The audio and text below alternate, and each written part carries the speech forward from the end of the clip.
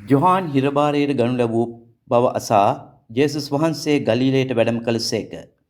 උන්වහන්සේ නාසරෙත් නුවර හැර සාබුලොන් හා නප්තලි ප්‍රදේශයෙහි මුහුදුබඩ පිහිටි කපර්නාවුමට පැමිණ හිවිසූසේක. මෙසේ කළේ යෙසායා දිවස්වරයා මගින් කියන ලද දේ ඉටුවන පිණිසය. එනම් ජොර්දානයෙන් එතර මුහුදු මාවතෙහි පිහිටි එම්බා සාබුලොන්ගේ රට, නප්තලිගේ රට, විජාතීන්ගේ ගලීලය, ගණදුරේ කල්ය වූ සෙනග මහත් එලියක් දුටහ. මරණ අඳුරෙහි ඇති දේශයේ වෙසෙන්නවුන්ට මහා එලියක් උදා වී යනුයි. එවක් පටන් ජේසුස් ස්වාමින් වහන්සේ පසුතැවී සිත් හරවා ගන්න ස්වර්ග රාජ්‍යයේ ආසන්නයේ කියා දේශනා කරන්නට පටන් ගත්සේක. උන්වහන්සේ ගලීලයේ මුහුදුබට ඇවිදින විට දිහවර සහෝදරයන් දෙදෙනෙකු වන පේදුරු නම් ලබ් සීමොන්ද ඔහුගේ සොයුරු ඇන්ඩ්‍රූද මුහුදේ දලක් හෙළනු දැක මා අනුව එන්න, මම ඔබ මිනිසුන් දිනන්නන් කරන්න මේ වදාළසේක. එකෙනේම ඔහු දැල් හැරදමා උන්වහන්සේ අනුව ගියහ. උන්වහන්සේ එතනින් ගොස් තවත් සහෝදරයන් දෙදෙනෙකු වන සෙබදිගේ පුත් ජාකෝබ්ද ඔහුගේ සොයුරු ජොහන්ද ඔවුන්ගේ පියාවන සෙබදී සමග ඔරුවේ හිඳ දැල් හෙළනු දැක ඔවුන් කැඳවා වදාළසේක. එකෙනේම ඔහු ඔරුවද පියාද අතහැර උන්වහන්සේ අනුව ගියහ. ක්‍රිස්තුතුමන් තුළ මගේ ප්‍රේමවන්ත සහෝදර සහෝදරිනී ආදර දුවේ පුතේ, ශුද්ධ වූ සභාවේ ජනවන්දනා ලිතට අනුව අද දවසේදී අපි සියලු දෙනාම ඇතුල් වෙන්නට යන්නේ සාමාන්‍ය සමයේ 3 වන ඉරුදිනට. අලුත් දවසක්, අලුත් සතියක් ජීවමාන ස්වාමින් වහන්සේත් එක්ක අපි ආරම්භ කරන්නට යන මේ මොහොතේදී නැවත වතාවක් ජීවමාන ස්වාමින් වහන්සේ අපිට ආරාධනා කරනවා උන්වහන්සේගේ ගැලවීමදායක වචනය තුළ අපේ ජීවිත වෙනස් කරගන්නට, ගොඩනගා ගන්නට, ශක්තිමත් කරගන්නට. අද පළමුවන දේව ප්‍රකාශනය තුළ දිවස්වරයා ආමන්ත්‍රණය කරන්නේ අසරියානු ආක්‍රමණයකට මුහුණ දෙන්නට සූදානම් වෙන පීඩිත ජනතාවකට.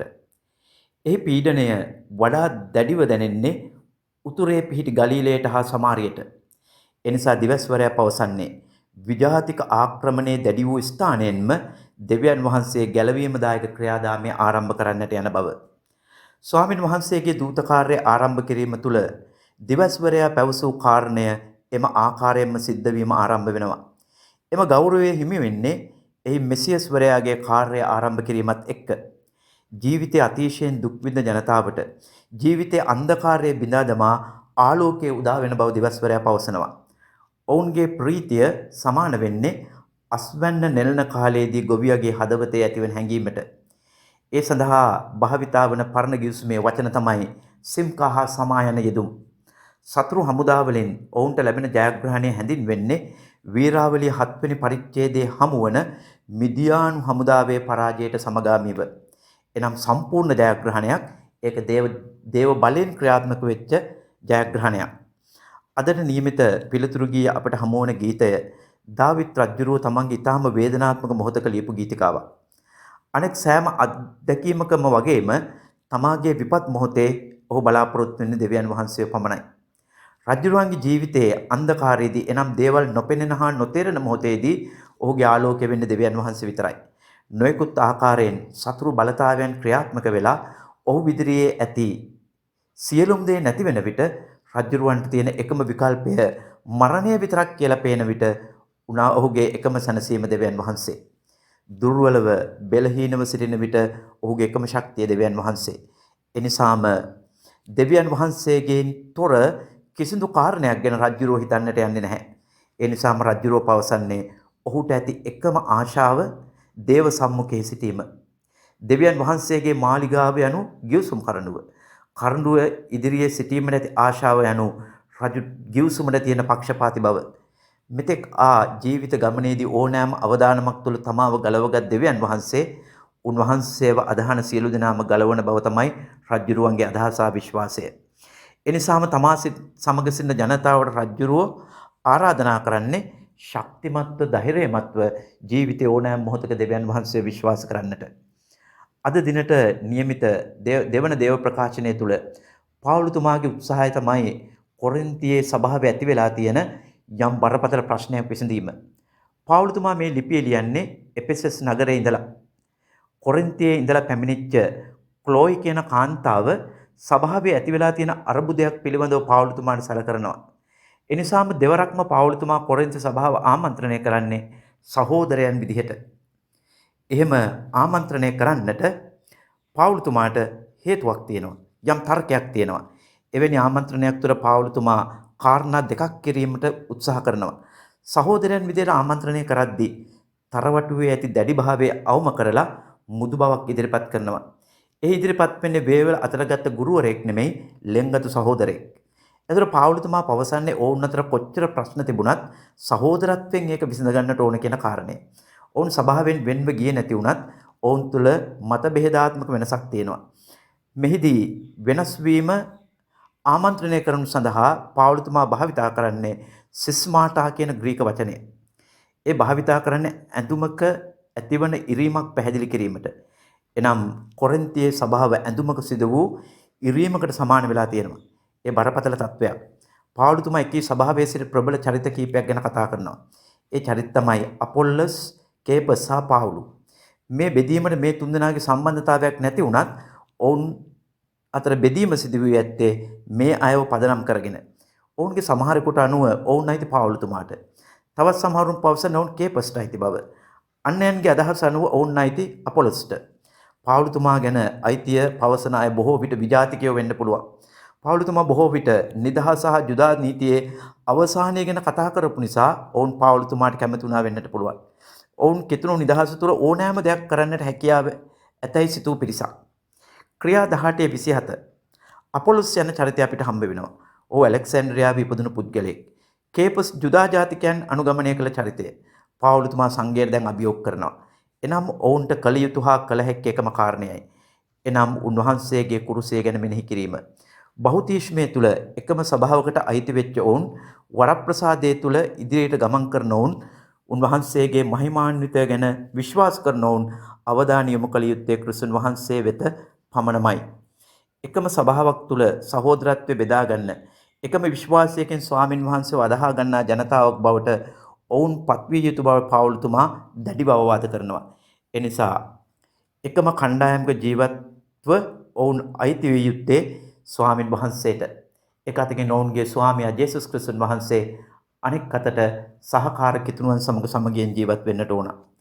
අද ඒ වචනය තුළ ඉස්නාවක ජ්වාම්තුමාව අත්අඩංගුවට ගන්න හෙරෝද් ඇන්ටිපස් රජුරුව ඔහුව මලමූද ආශ්‍රිතව තිබිච්ච මකාරියුස් හිර කඳවුරේ රඳවලා තබනවා. තමාගේ නිත්‍යානුකූල බහර්යාව දික්කසාද කරලා සහෝදරයාගේ බහර්යාව සමග ජීවත් වීම පිළිබඳව ඔහු ගලීලේ රජුරවන්ට අභියෝග කරනවා. රජෙකුට අභියෝග කිරීම භයානක කාරණයක්. ජොහාන් එය කරලායි තියෙන්නේ. එහි ප්‍රතිඵලය තමයි ප්‍රථමයෙන් සිරගත කිරීම, දෙවනුව මරා දැමීම. ස්වාමින් වහන්සේට අනුව උන්වහන්සේගේ කාර්යභාරය ආරම්භ කිරීමට කාලය පැමිණිලායි තියෙන්නේ. එහි පළමුවන පියවර නාසරතේ අත්හැර කපර්නාවුමට පැමිණීම. ඒ සංකේතාත්මක පිටවීමක්. තම නිවස අත්හැරි උන්වහන්සේ නැවත එහි යන්නේ නැහැ. එනම් දොරක් වසා පිට වෙන්නේ අලුත් දොරක් ඇරීමට. එහි තේරුම එක් කාල පරිච්ඡේදයක් අවසන් කරලා අලුත් කාල පරිච්ඡේදයකට අනුගත වීම. එම කාල පරිච්ඡේද දෙක අතර තීරණාත්මක පියවර ගන්නට මොහොතක් ඇවිල්ලායි තියෙන්නේ. එවන් අවස්ථාවක හොඳ විකල්පයක් තෝර ගැනීම නිසා බොහෝ විකල්ප අහිමි වෙනවා. උන්වහන්සේ පැමිණෙන ගලීලයට. එහි පැමිණ කළ යුත්තේ කුමක්දයි උන්වහන්සේ හොඳින් දන්නවා. ගලීලය පලස්තීනයේ උතුරේ පිහිටි නගරයක්. එහි උතුරෙන් ලිටානි ගංගාව, දකුණෙන් එස්ඩ්‍රාලෝන් මිටියාවත, බටහිරෙන් මධ්‍යදරණයේ මුහුදු වෙරළ, ඊසාන දිගින් සිරියා දේශ සීමාව, නගරෙන් නැගෙනහිරෙන් ගලීල මුහුද. ගලීලය විශාල බිම් කොටසක් නෙමෙයි. මේ මුළු ගලීලය උතුරේ සිට දකුණ දක්වා සතපුම් 50ක් පමණත්, නැගෙනහිර සිට බටහිර දක්වා සතපුම් 25ක් පමණ ප්‍රමාණයක්. මේ ප්‍රමාණය ඊටාම සරුසාර ප්‍රදේශයක්. ඒ වගේම විශාල ජනගණත්වයකින් යුක්ත වුණා. ජොසපිස් ප්ලාවියස්ගේ ඉතිහාසඥයා පවසන ආකාරයට මේ කාලයේ මේ නගර හා ගම්මාන 200කට වඩා තිබුණා. ඒ සෑම ගම්මානයකම නගරයකම සෙනග 15000ක් පමණ ජීවත් වුණා. මේ ප්‍රදේශය පලස්තීන අනෙක් ප්‍රදේශවලට වඩා වෙනස්. ඒකට හේතුව තමයි බොහෝ විදේශ බලපෑම් මේ ප්‍රදේශයට තිබුණා. ඒ වගේම අලුත් අදහස් පිළිගන්න ප්‍රදේශයක් බවට මේ ප්‍රදේශය පත් වෙලා තිබුණා.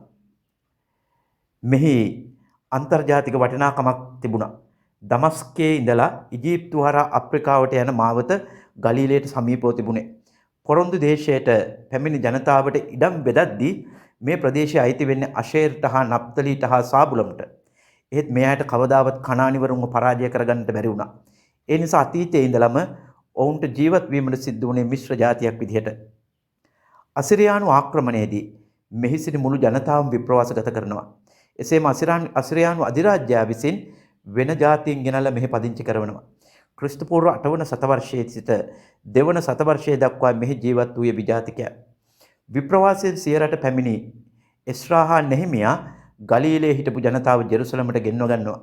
වර්ෂ 164 දී සීමොන් මැකබියස් එහි විජාතිකයන් එළවලා දාලා ස්වදේශික ගලීලයන් දකුණු ප්‍රදේශයට අරගෙන එනවා. වර්ෂ 104 දී ඇරිස්ටෝබුලෝස් ගලීලය ආක්‍රමණය කරලා එහි හිටපු ජනතාව බලහත්කාරයෙන් චර්මච්ඡේදනයට ලක් කරා කියලා ඉතිහාස කියා දෙනවා. මෙහිදී ස්වාමින් වහන්සේ තම දහම් කාර්යය ආරම්භ කරන කපර්නාවුම වැදගත්. මෙහි ගලීල මුහුදේ උතුරු කෙළවර මතයතුමා ප්‍රකාශ කරන විදිහට උන්වහන්සේගේ සෑම ක්‍රියාවක්ම පැරණි ගිවිසුම තහවුරු වීමක්. මෙහිදී මතයතුමා ගෙනහැර පාන්නේ ඓතිහාසිකව වෙනස් සන්දර්භයක් ස්වාමින් වහන්සේට ආරෝපණය කිරීම තුළ මේ ඓතිහාසික සන්දර්භයේ මත පේකා රජු සමයේ සිද්ධ වුණත් ඒ ස්වාමින් වහන්සේ සම්බන්ධව මනාව ගැලපෙනවා. උන්වහන්සේ තම කාර්යය ආරම්භ කරන්නේ සංචාරක දේශකයෙක් ලෙස. එහිදී දේශකයා යන්නට ග්‍රීක කතුවරයා භාවිතා කරන්නේ කෙරුස්සෙයින් කියන වචනය. ඒකේ තේරුම තමයි රජුගේ පණිවිඩය ගෙනෙන රාජ දූතයා යන්න. උන්වහන්සේ දේවපුත්‍රයා වුණත් උන්වහන්සේ දේශනා කිරීමේ ක්‍රමවේදයක් භාවිතා කරනවා. උන්වහන්සේගේ දේශනාවේ ස්වරය ස්ථාවර භාවයෙන් යුතුවයි. ඒක හරි ස්ථිරයි. ඒට හේතුව වන්නේ තමන් වහන්සේ කියන්නේ කුමක්ද කියලා උන්වහන්සේ තා හොඳින් දැන සිටීම. උන්වහන්සේ දේශනා කරන අධිකාරී බලයකින්. ඒකට හේතුව තමයි මහරජුගේ නියෝගයන් හා නිගමනයන් උන්වහන්සේ තා හොඳින් දන්න නිසා. දේශනේ මූලාශ්‍රය තමන් වහන්සේෙන් ඔබට ගියක් නෙමෙයි තමන් වහන්සේමයි. උන්වහන්සේගේ වැඩ සිටීම ගැනමයි. අපේක්ෂිත රාජ්‍ය අයිති කර ගැනීමට මනස්ථාපනය වෙන්නට ඕන කියලා උන්වහන්සේ කියා දෙනවා.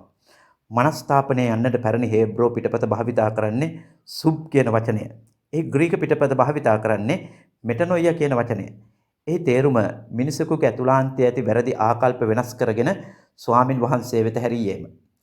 Tamanගේ නව දූත කාර්යයේහි සිටින ස්වාමින් වහන්සේ ගලීල වෙරළට පැමිණෙනවා. ගලීල නගරය ස්ථානගත වෙලා තියෙන ගලීල මුහුද ආශ්‍රිතව. ඒ මුහුදකට වඩා විශාල විලක්.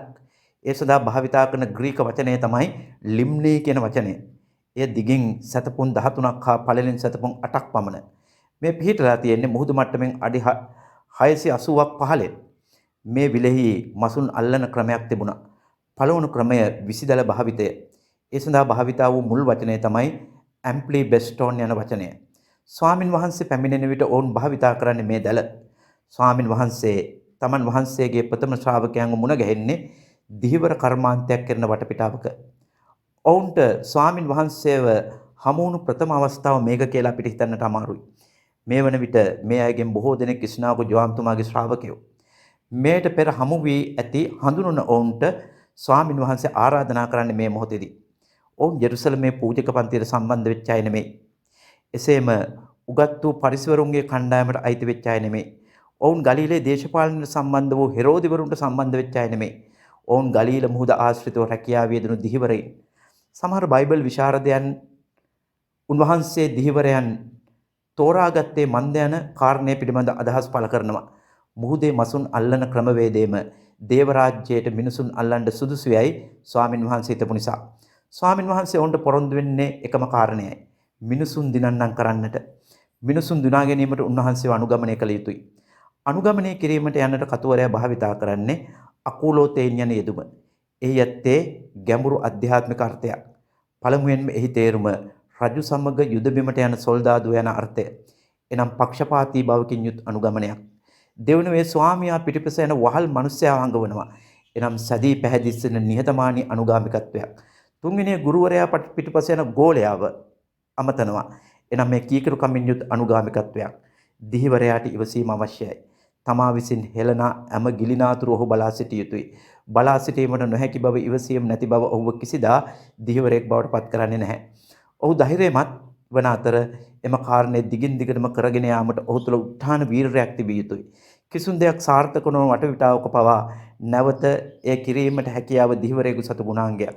ඔහු නිර්භීත පුද්ගලයෙක්. ඉමක් නොමැඩ මහා සාගරයේ ඔහුගේ උරු ඉතාම කුඩා දෙයක්. එනිසා එය නිසි ලෙස ක්‍රියාත්මක කිරීමට ඔහු දැනගන්නට ඕන. ඔහුට නියමිත මොහොත පිළිබඳව අදහසක් තිබිය යුතුයි. මසුන් ඇල්ලීමට හැකි මොහොත නොහැකි මොහොත පිළිබඳ ඔහුට දැනුමක් තිබිය යුතුයි. එක් එක් මාළුවා සඳහා භාවිතා කළ යුතු ක්‍රමවේදය හා ඔහු ඉතාහොඳින් දැනගත යුතුයි. සැබෑ දීවරයා තමාගේ සෙවණැල්ලවත් දකින්න ඉඩ දෙන්නේ නැහැ.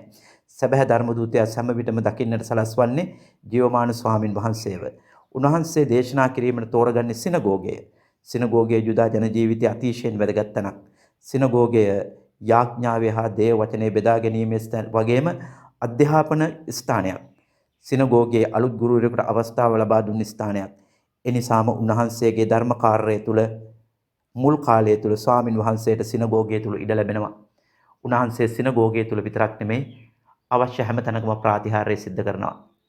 අද දවසේදී ස්වාමින් වහන්සේ අපි හැම කෙනෙක්ම කැඳවන්නේ උන්වහන්සේව අනුගමනය කිරීම තුළ මෙම ප්‍රාතිහාර්ය අත්දැකීමට ඇතුල් වන්නට.